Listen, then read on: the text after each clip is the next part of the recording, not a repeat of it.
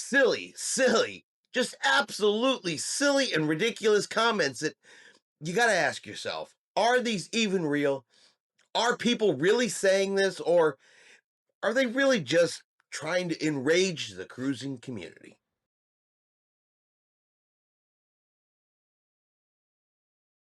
Good Saturday morning, everybody. Chris here with High Seas Cruising. Welcome to today's video, and I'm back, and I have some new cruise comments for you this week. But I have to say, these are some of the absolute silliest, ridiculous cruise comments I have ever read. And so I do have to ask myself, are they real? Are these even people that think this way? Do they believe any of the stuff that they put down is true?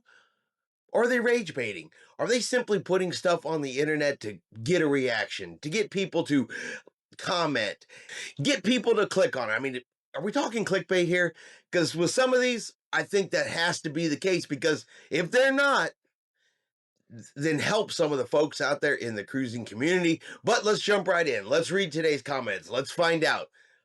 Do you think they're real, or do you think they're fake? First up today, let's start off with one of the silliest ones of the entire video today, because every cruise line has a prohibited items list, lots and lots of items on there, and those include household appliances. So if you've done any research whatsoever, you already know ahead of time what the answer to the question is. You know what you can't bring on board the ship, yet somebody still wrote this comment. Can I bring my air fryer on board to heat up food from the buffet? I plan on eating mostly in my room just to avoid all the viruses going around. Has to be fake, right?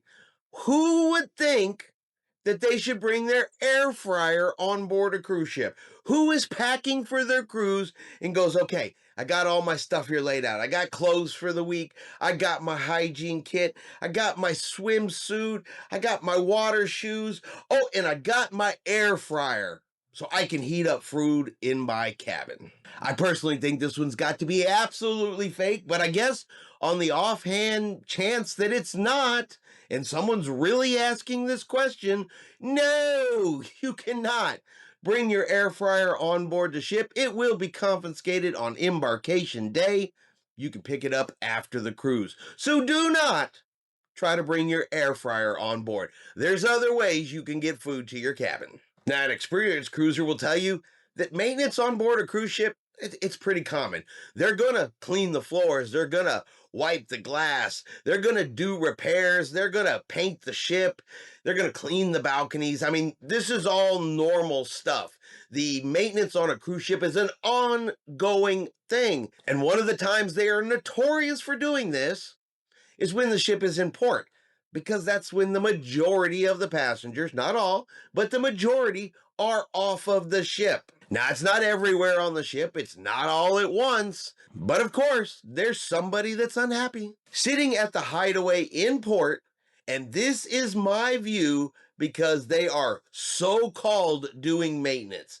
This was totally not acceptable. Totally not acceptable that they are maintaining that cruise ship. How dare they do such a thing? I guess the concept of getting up and perhaps moving to somewhere where they were not doing the maintenance slipped their mind. And really, is some crew members working while you happen to be sitting in a particular area really so unacceptable that it almost reads like it's ruined your tired day? Should crew members be allowed to sleep at night? I know, that seems like a silly question, because who would deny crew members the opportunity to sleep at night? But believe it or not, I've got somebody who is upset that this occurred. World Cup, not all games. They are not showing the late night games. Absolutely shocking. Only available in the cabin. I am so annoyed about this personally. Seems a bit odd to me, though. They'd rather lots of people watching a football match at 3 a.m. in their cabins instead of getting everyone at one spot. All right, so I just want to be clear. This game is on at 3 a.m. in the morning, and there's not a spot open and available with bartenders and service. so people can gather and watch this game. Now, they did make it available in people's cabins so they could watch it if they wanted to be up at 3 a.m. and see this particular game. So would you be personally annoyed? Would you be absolutely shocked that things are closed at 3 a.m. on board a cruise ship? That the crew are sleeping so they can get up and work in those venues the next day? The person that wrote the comment says this seems odd, but I don't know. Seems like how a normal schedule works to me. Now, how about a question? How many times do you have to do something that goes wrong before you realize you should stop doing it? Seriously, how many times does it take for you to go, whoa, this continues not to work, I should stop? Twice, maybe? First time it happens, you say, maybe it's a fluke. You do it the second time, you're like, whoa, okay, clearly there's something going on here.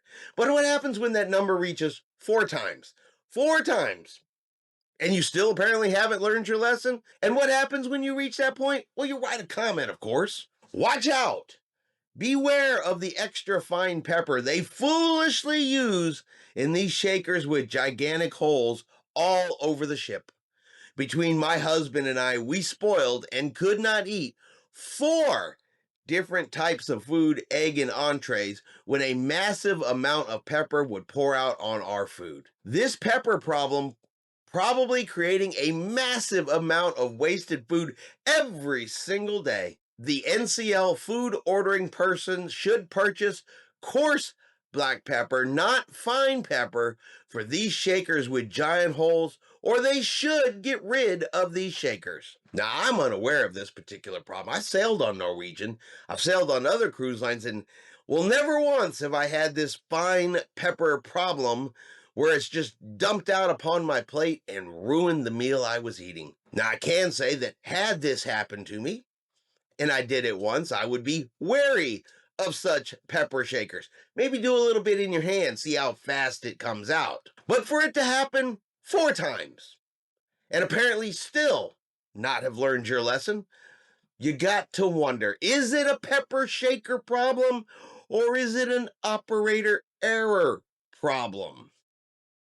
Hard to say, but if you didn't learn after the first or second time at most, I don't know who really here is to blame for this. Now, there's some passengers out there that, well, they take petty to the extreme. And while I fully understand that sometimes calling cruise line customer service, or actually calling customer service just about anywhere these days, can lead to some frustration. You don't get the results you want, whether that's because it's really bad customer service or you have asked for something so ridiculous that they obviously can't honor it, that you now must turn to pettiness and punishment of people that had absolutely nothing to do with it. And of course, let's write it down, let's type it out, let's put it on the internet, and let's see people agree with them. To be honest, people did not. I am so unbelievably unhappy with NCL and how they handled an issue we had with their customer service. They are absolutely horrible, and I will never cruise with them again. That being said, we have one last cruise coming up. What are some of the pettiest, resource-sucking freebies, freeloading things, or services I could request to suck this company dry for treating us so horribly? Preferably something that doesn't impact other travelers. In-room coffee machine, beach towels, use 25 buffet plates, turn down service, extra room towels. Call CS Line and ask them about every single dining option in detail. Now, they don't specify what happened with customer service, so we don't know if this was actually a customer service problem or a them problem. But let's just go ahead and say that it was a true and honest customer service issue and they were mistreated by customer service. Is the solution when that happens to get on a cruise ship and do everything you possibly can to punish the crew? They said they don't want it to affect other travelers, but they do want it to affect the crew members who had nothing whatsoever to do with their customer service experience, at least that we know of. And do you really believe that acting so petty and saying, I will use 25 buffet plates is going to break the cruise line in any way, shape, or form. Asking for extra service, going to break the cruise line in any way. Calling and asking about dining options, going to break the cruise line and suck them dry. Absolutely not. All you are doing at this point is punishing crew members for the way you feel. That's it. That is a whole new level of petty when you're going to punish somebody else for something they didn't even do out of some sort of retaliation to a company. Does anybody out there whatsoever think that this is how you handle a customer service problem? Is this the right thing to do? Do the crew members deserve any kind of negative treatment over an experience you had with somebody else? If they didn't cause it, why are you after them? That part I'd really, really like to know. And that's going to be our video this week for what every cruiser wants to write silly on the internet. Now, you guys let me know in the comments below, what do you guys think? Are these people right? Are these people wrong? Are they even justified in the things that they write? Do they have any legs to stand on whatsoever? Or are these simply the type of people you hope never get on a cruise ship ever again? Let me know in the comments below. Now, if you've enjoyed today's video, do me a favor and hit that like button. If you haven't done so yet, do me a favor and hit subscribe. It is free to do so. Helps our channel grow. Let you know anytime we put out a new video. Hope everyone out there is having a really great day and a really great weekend. And like always, we will see you out on the high seas.